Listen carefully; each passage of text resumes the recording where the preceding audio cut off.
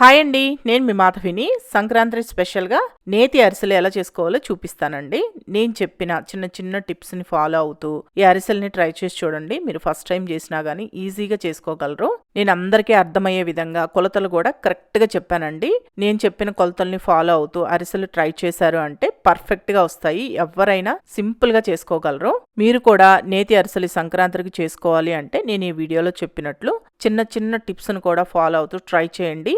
చాలా బాగా వస్తాయి. మీకు కూడా ఎలా చేయాలో చూపిస్తాను రండి.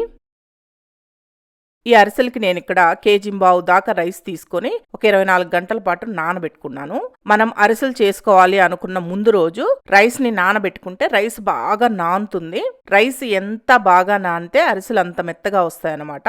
ఇలా రైస్ ఒక రోజు మొత్తం నానిన తర్వాత ఒక 2 సార్లు నీట్ గా కలగండి. ఎందుకంటే మనకి లైట్ గా పులిసిన వాసన వస్తూ ఉంటుంది. అందుకని నీట్ గా 2 సార్లు కడిగిన తర్వాత ఇలా వడగిన్నెలో వేసి పెట్టుకోండి. నీళ్లు మొత్తం పొయ్యిన తర్వాత ఏదైనా పొడి క్లాత్ పైన వేసి ఆరబెట్టేసుకోవాలి. 10 నిమిషాలు లేదా 15 నిమిషాలు ఫ్యాన్ కింద పెట్టి ఆరబెడితే సరిపోతుంది. అరిసెలకి రైస్ ను కూడా ఎలా ఎంచుకుంటారంటే రేషన్ రైస్ అన్నా తీసుకోండి, లేదా మనకి మొలగొలుకులు లావు బియ్యం అని దొరుకుతాయండి. ఆ రైస్ అయినా వాడాలి. మనం రెగ్యులర్ గా ఇంట్లో వాడే జీలకర్ర మసూర ఇలాంటి రైస్ అరిసెలు సరిగా రావు. ఇప్పుడు చూడండి, ఒక 10 నిమిషాలు నేను ఫ్యాన్ కింద పెట్టి ఆరబెట్టాను. ఈ విధంగా తడుంటే సరిపోతుంది.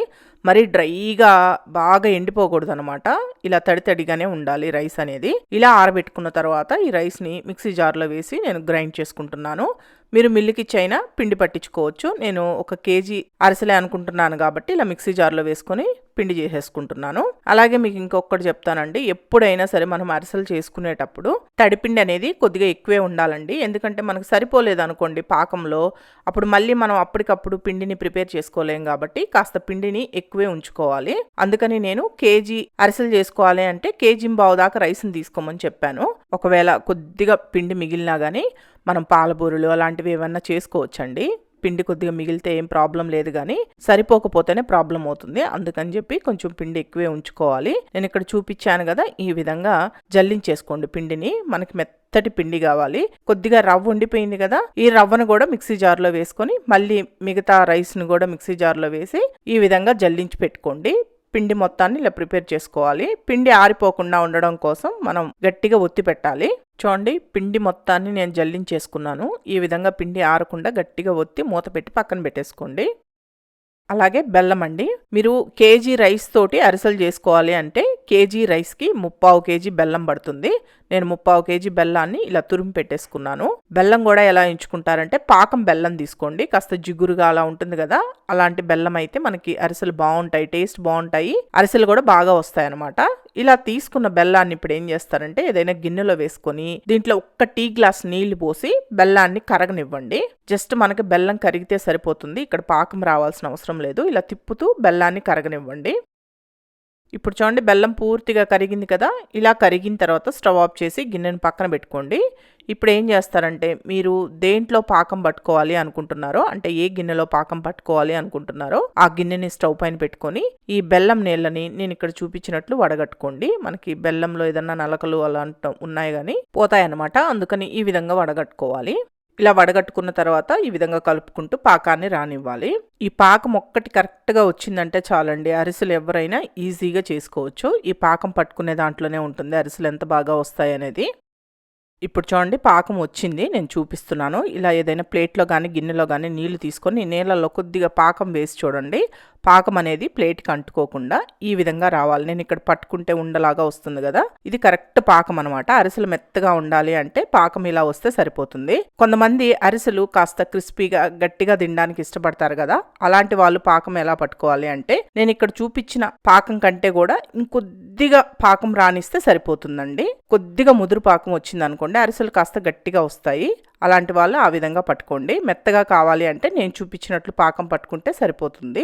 ఇలా పాకం వచ్చిన తర్వాత వెంటనే స్టవ్ ఆఫ్ చేసి దీంట్లో 1 టీ స్పూన్ దాకా యాలకుల పొడి వేసి కలుపుకోండి. యాలకుల పొడి వేసి బాగా కలిపిన తర్వాత మనం ముందుగా జల్లించి పెట్టుకున్న బియ్యం పిండి ఉంది కదా, ఆ బియ్యం పిండిని కొద్దిగా వేసుకుంటూ బాగా కలుపుకోవాలి. ఈ అరిసెలు చేసుకోవడానికి ఒక 2 మనుషులు అయితే బాగుంటుందండి. ఒక్కళ్ళే చేసుకోవాలంటే కాస్త కష్టంగా అనిపిస్తుంది. ఒక 2 మనుషులు అయితే ఈజీగా చేసుకోవచ్చు. ఒకళ్ళు పిండి వేస్తూ ఉంటే ఒకళ్ళు బాగా కలపొచ్చు కలుపుకోవచ్చు అనమాట. ఈ పాకం కొద్దిగా ఆరిపోక ముందే కలుపుకోవాలండి. మనం కొద్దిగా పిండి స్పీడ్గా వేస్తూ కలుపుకోవాలి. అందుకే ఒక 2 మనుషులు ఉంటే బాగుంటుందని చెప్పాను.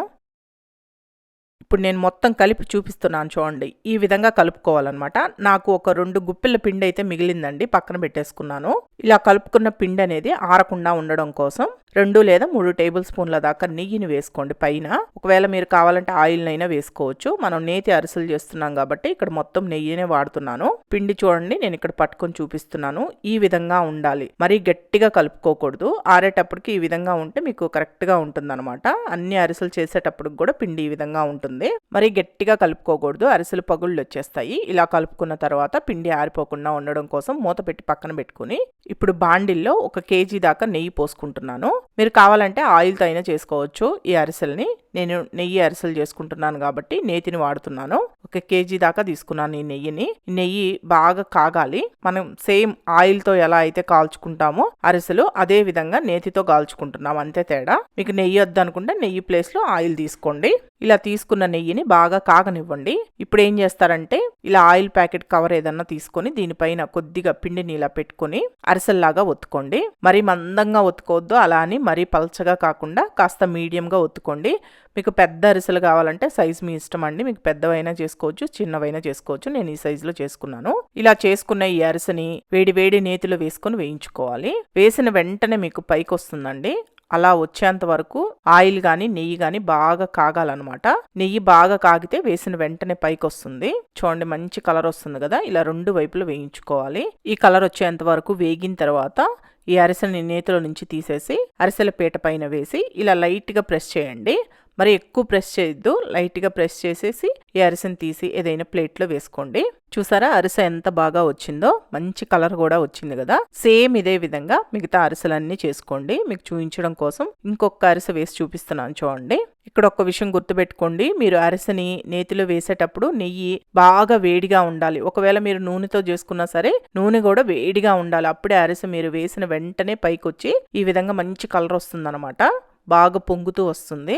అన్ని అరిసెల్ని ఇలాగే చేసి పెట్టుకోండి. అరిసెలన్నీ బాగా ఆరిపోయిన తర్వాత ఏదైనా డబ్బాలో స్టోర్ చేసి పెట్టుకోండి.